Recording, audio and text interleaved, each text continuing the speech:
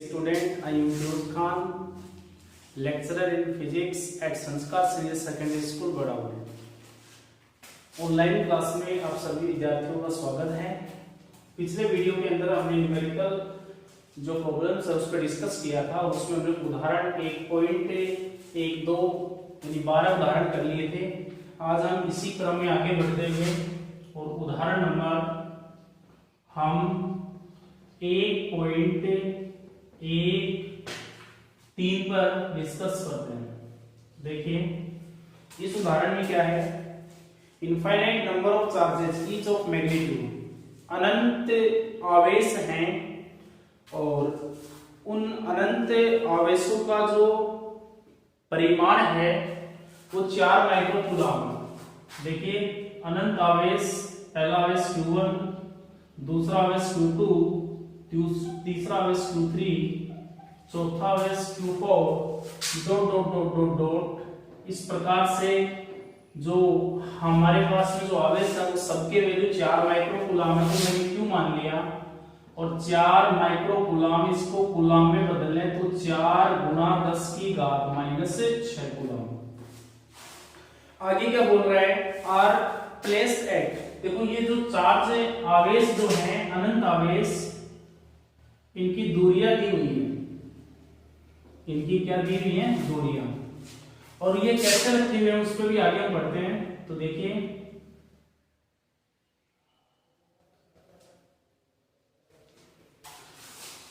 1 metre, 2 metre, 4 metre, 8 metre on अक्स axis यानी अक्ष अक्ष पर।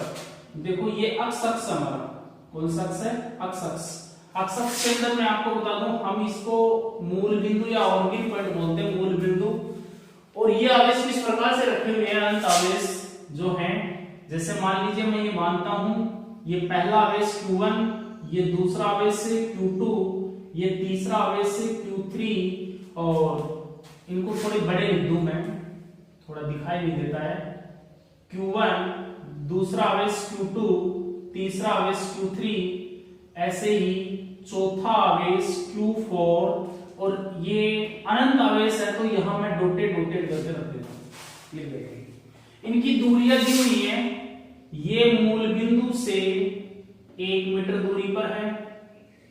ये मूल बिंदु से कितनी दूरी है, ये है 2 मीटर दूरी है। और इसकी मूल बिंदु से जो दूरी है वो है 3 मीटर। और इसकी मूल बिंदु से जो दूरी है वो है 4 मीटर। इस प्रकार से इनकी दूरियां दी है। देखो हम इस प्रकार से आगे बढ़ते रहेंगे। सॉरी, ये 2 मीटर 3 मीटर नहीं है, 1 मीटर, 2 मीटर और इसके बाद है 4 मीटर। और 4 मीटर के बाद है सीधा ही 8 मीटर। तो आपको एक सीक्वेंस बता दूं, देखो 1 के बाद 2, 2 के बाद 4, 4 के बाद 8, 8 के बाद 16, 16 के बाद 32, ऐसे बढ़ते रहेंगे। समझ में आ रहा है ना। इस प्रकार से अनंत आवेश रखे हुए। आगे क्या कह रहा है इसमें, find the force due to, हमें बल की गणना करनी है। These charges on 1 coulomb charge kept at orbit. ये कहा गया कि मूल बिंदु पर एक दूसरा आवेश जिसको Q0 बोल दो और उसका वैल्यू 1 कूलम है। तो हमें इस मूल बिंदु पर जो आवेश रखा हुआ है जिसका मान 1 कूलम है, इस पर हमें बल की गणना करनी है, परिणामी बल निकालना है, कुल बल निकालना। तो देखिए मैं आपको बता दूं, इस आवेश की और इस आवेश की जो प्रकृति है, सभी आवेशों की प्रकृति कैसी है, धनात्मक है। तो निश्चित रूप से इनके बीच में जो बल लगेगा जिसको हम रिपल्सन या प्रतिकर्षण बल बोलेंगे, उनका डायरेक्शन की बात करें तो जैसे ये Q1 आवेश है, इसकी वजह से बल लगेगा, इधर लगेगा और आप इसको लिखेंगे F1। इस आवेश की वजह से भी बल इधर लगेगा, इसको लिखेंगे हम F2। इसी प्रकार इस Q3 आवेश की वजह से लगेगा, इसको लिखेंगे F3। तो इस प्रकार से बल लगेंगे, इस प्रकार से क्या लगेंगे, बल। या मैं ये कह सकता हूं, आप इस प्रकार से रिप्रेजेंट कर लो, F1 बल यहां रिप्रेजेंट कर दो जो Q0 और Q1 के बीच में लग रहा है। F2 जो बल है डायरेक्शन इधर ही दिखाएंगे, ये इन दोनों के बीच में। F3 जो बल है वो इन दोनों के बीच में। कौन कौन से, तो ध्यान दो, F1 बल तो Q0 और Q1 के बीच में, डायरेक्शन इधर। F2 बल है वो Q0 और Q2 के बीच में। और F3 जो बल है वो Q0 और Q3 के बीच में। वो Q4 और Q0 के बीच में लगेगा। इस प्रकार से बल जो है वो आगे क्या होते जाएंगे, लगते जाएंगे। तो मेरी बात आपको सबको समझ में आ गई होगी। हमें ज्ञात करना है तो हम लिखेंगे कुल बल आवेश Q0 पर, और आवेश Q0 पर कुल बल निकालें, उस बल को हम लिखेंगे F से, रिजल्टेंट फोर्स। आपको अध्यारोपण का सिद्धांत बताया था, कुल बल निकालते हैं तो सभी बलों का योग कर देते हैं, डायरेक्शन एक ही तरफ है, तो आप इसको लिखेंगे F1 plus F2 plus F3 dot dot dot आगे ऐसे लिख दो अनंत, और भी n बल आएंगे या अनंत लिख रहे हैं।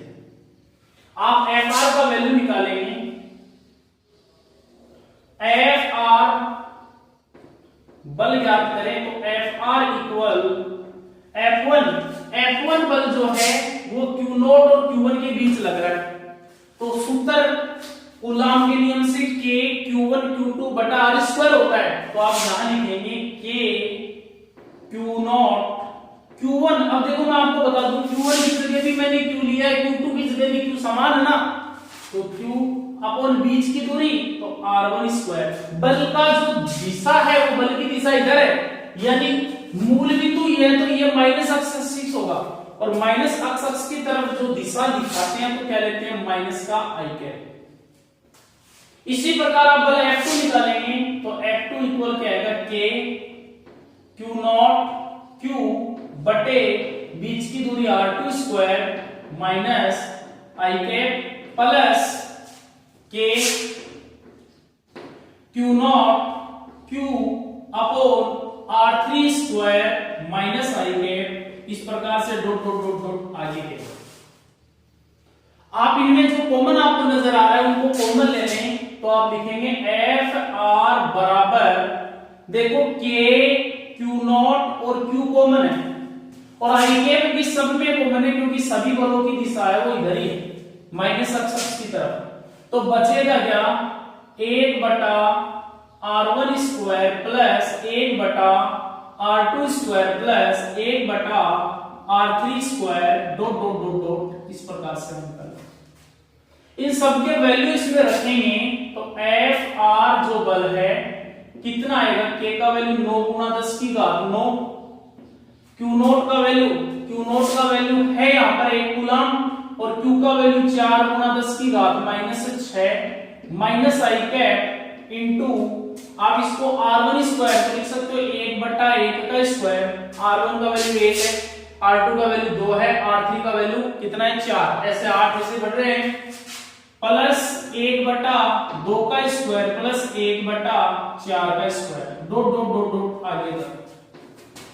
इसको सरल करें तो Fr बराबर 9 को लिखें, 9 को 4 से गुणा करेंगे, यहाँ पे 9 को 4 से गुणा करेंगे 36, और यहाँ पे देखिए 10 की घात 9 में से 10 की घात 6 गए, कितने बचे 10 की घात 3 और माइनस का आई कैप। इसको सरल करें तो ये क्या बनेगा, 1 बटा 1 का स्क्वायर, इसको मैं से लिख सकता हूँ 1 का स्क्वायर 1, और 1 को मैं लिख सकता हूँ 2 की पावर 0, प्लस ये 2 का स्क्वायर ऐसे कैसे, प्लस 4 का वर्ग 16 होता है, और 16 को लिख सकते हैं 2 गुणा 2 गुणा 2 गुणा 2, 4 बार 2 की घात कितनी 4, डॉट डॉट डॉट आगे के पद, देखो 2 की घात 4, 2 गुणा 2 4, 4 को 2 से गुणा करेंगे 8 दूनी 16, ऐसे चलेगा।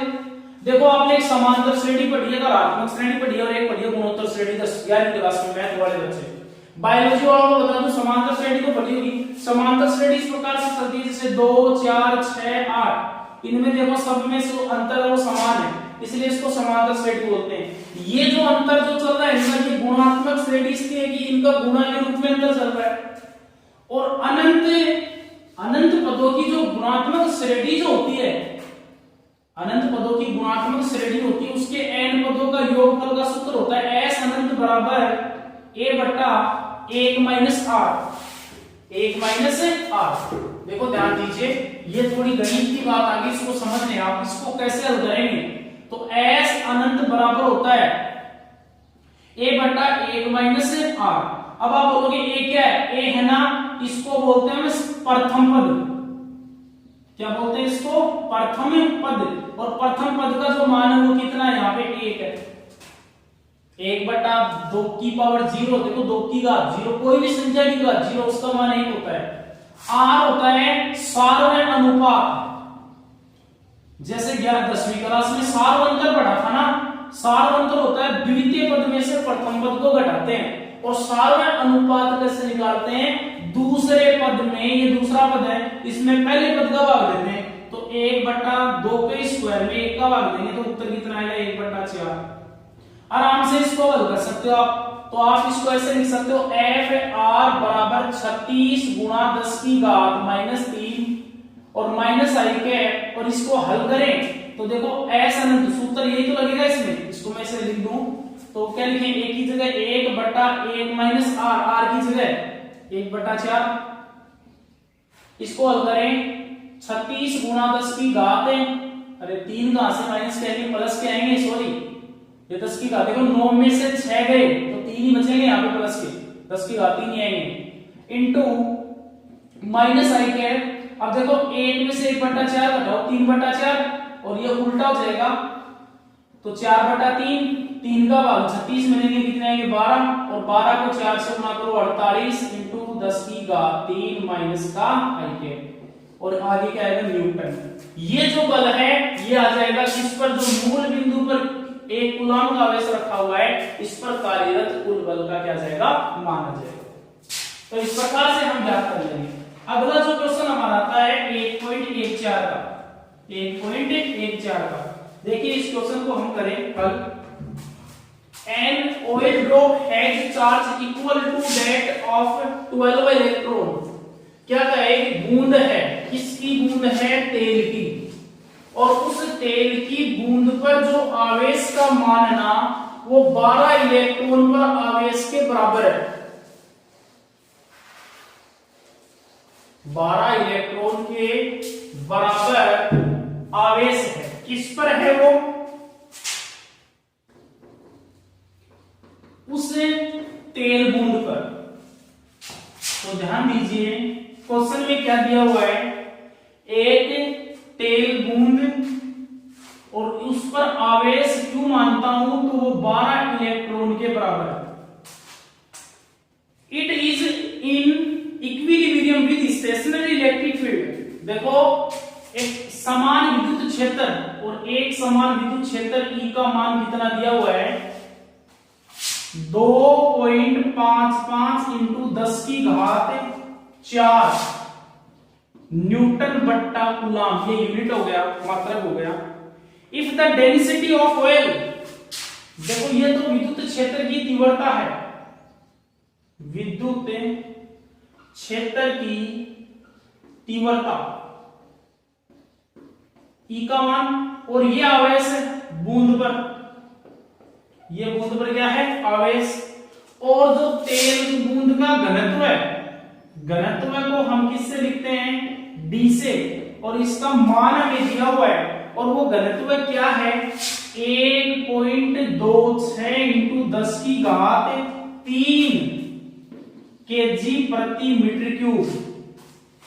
Determine the radius of oil drop, हमें ज्ञात करना है। देखो मैं आपको बता दूं बेटा, बोर्ड पे ध्यान दीजिए, हम आपको बता दें ये कोई एक समान विद्युत क्षेत्र है। इस क्वेश्चन को समझना है तो चित्र के द्वारा समझेंगे इसको। और ये एक समान विद्युत क्षेत्र है, मैं मान लेता हूं ये तो धनावेश सीधा तो विद्युत क्षेत्र का, और ये ऋणावेश, और इसमें एक बूंद है, ये बूंद हो गई, ठीक है। इस पर 12 इलेक्ट्रॉन के बराबर है आवेश है, और ये बूंद एक समान विद्युत क्षेत्र में गिर रही है। नीचे की तरफ बल लगेगा mg, और 12 इलेक्ट्रॉन के बराबर इस पर चार्ज है, तो ऊपर की ओर इसको खींचेगा धनावेश, तो ये बल हो जाएगा QE। आपको इस तेल की या इस तेल बूंद जो है या बूंद की त्रिज्या निकालनी है। क्या निकालनी है? बूंद की त्रिज्या। देखिए हम लिखें, माना तेल बूंद की त्रिज्या आप मान सकते हो स्मॉल r है, हमने मान लिया कि माना तेल बूंद जो है उसकी त्रिज्या कितनी है, स्मॉल आर। अब इसमें इक्विलिब्रियम की बात की। इक्विलिब्रियम का मतलब ये साम्यावस्था में हो, तो साम्यावस्था में आप ऐसे लिख सकते हो, साम्यावस्था में, और साम्यावस्था में लिख सकते हो आप कौन सा बल, mg जो होगा वो किसके इक्वल होगा, qe के। ये तो द्रव्यमान की वजह से, और ये किसकी वजह से, आवेश की वजह से बल है। अब मैं आपको बता दूं, मैंने यहाँ पे बूंद पर आवेश कैपिटल Q लिया है ना, तो आप यहाँ पर भी से कैपिटल Q ले सकते हो, कैपिटल Q। किसी प्रकार की किसी को कोई समस्या नहीं। हमें निकालनी है बूंद की त्रिज्या।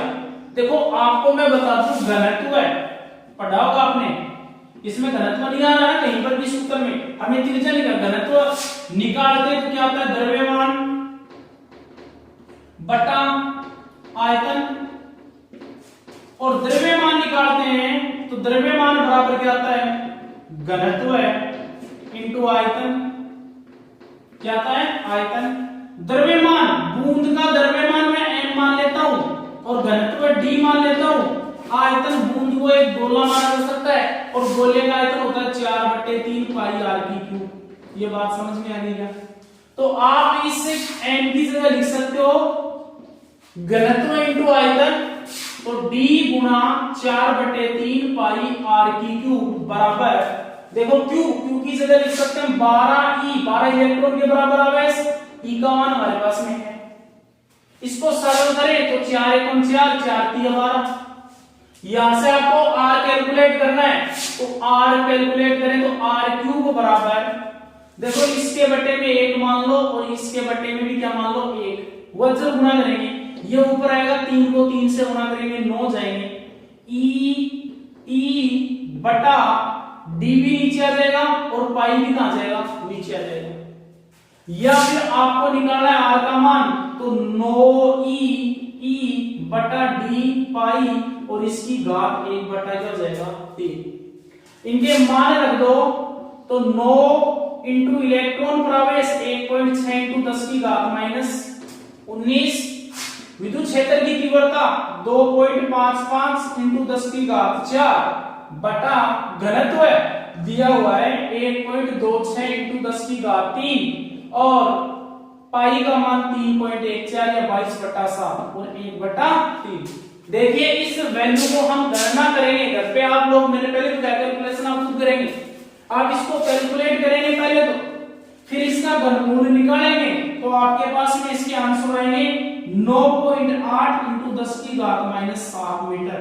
यह उस तेल बूंद की त्रिज्या आ जाएगी जो एक समान विद्युत क्षेत्र में गिर रही है, और उस पर जो बल लगेंगे mg और qe ये साम्यावस्था में आए, तो इस सिचुएशन के अंदर आपको क्या करना है, इसकी त्रिज्या निकालनी है।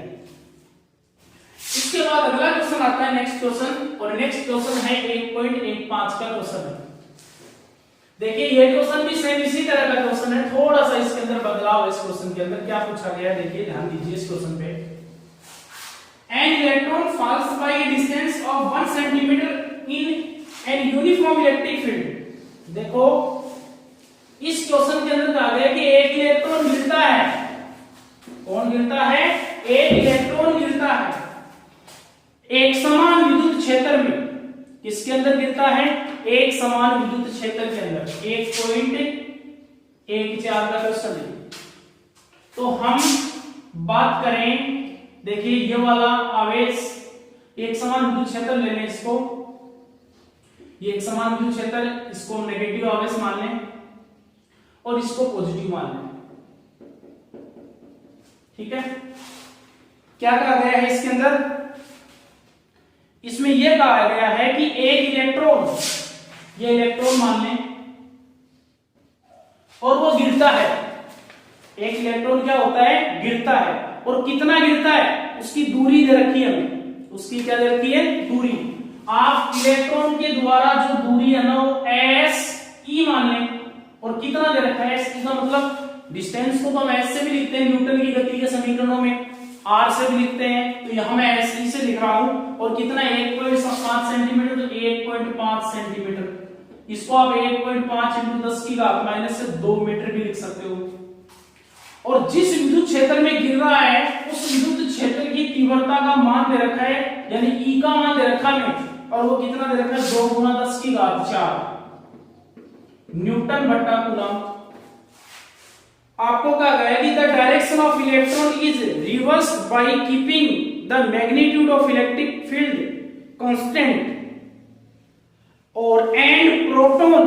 दूसरा इसमें कंडीशन 2 है, तो आप एक बार कंडीशन या केस फर्स्ट की बात करें, स्थिति फर्स्ट, पहले इलेक्ट्रॉन की बात करेगा और फिर कहेगा इसके विपरीत दिशा में यदि प्रोटॉन को गिराया जाए।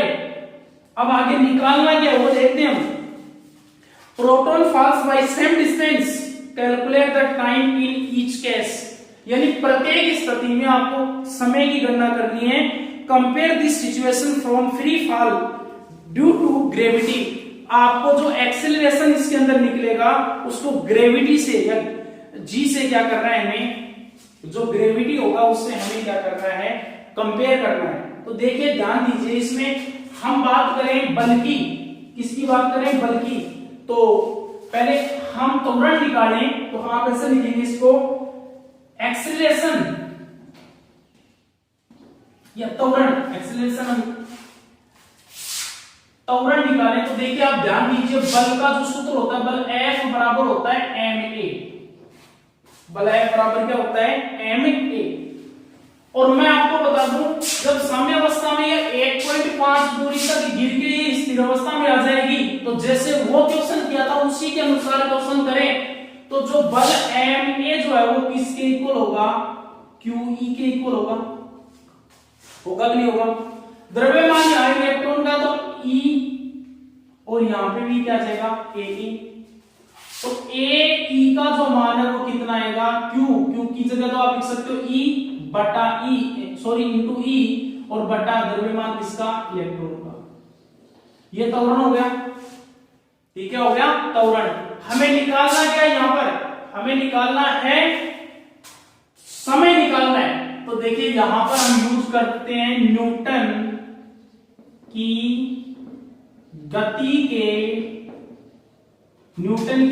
के तृतीय, सॉरी द्वितीय से कर लेते हैं क्योंकि समय निकालना है, द्वितीय समीकरण से, क्योंकि दूरी दी हुई है ना, दूरी दी हुई और समय पूछ रहा है। तो पहले के अंदर तो v बराबर u प्लस at होता है, उसमें दूरी नहीं होती। नीचे वाले के अंदर 2as आता है, समय नहीं होता। तो हम ऐसी समीकरण काम में लेंगे जिसके अंदर समय भी और दूरी भी हो। तो न्यूटन की गति की दूसरी समीकरण होती है s बराबर ut प्लस 1/2 at स्क्वायर, होता है ना। अब आप s की जगह तो se लिख सकते हो, u प्रारंभिक वेग 0 इंटू t प्लस 1/2 a की जगह ae इंटू क्या आ जाएगा टी स्क्वायर। समझ में आ गया। आप इसको हल करेंगे तो क्या लिखेंगे, se बराबर ae टी स्क्वायर बटा, आप लिख सकते हो 2, यहां से समय गणना करें तो आप ऐसे लिख सकते हो टी स्क्वायर बराबर, देखो इसके बटे में 1 मानेंगे, वजन गुणा करेंगे 2 ऊपर आ जाएंगे, 2 se बटा क्या आ जाएगा ae, या टी निकालेंगे, समय निकालेंगे, इलेक्ट्रॉन का गिरने में कितना समय लगा, तो क्या लिखेंगे 2se बटा ae।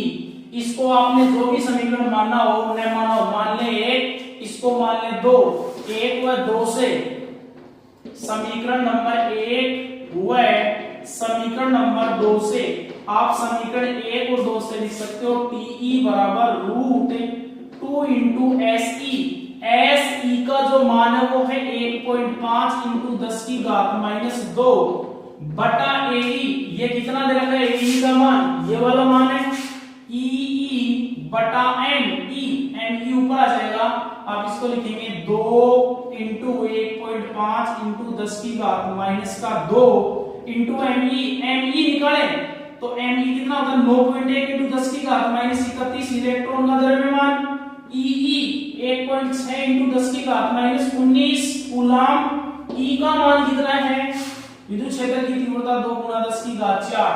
आप जब इस मान को कैलकुलेट करोगे, गणना करोगे इसकी, तो आपके पास में जो उत्तर आएंगे वो आएंगे 2.9 इंटू 10 की घात -9 सेकेंड।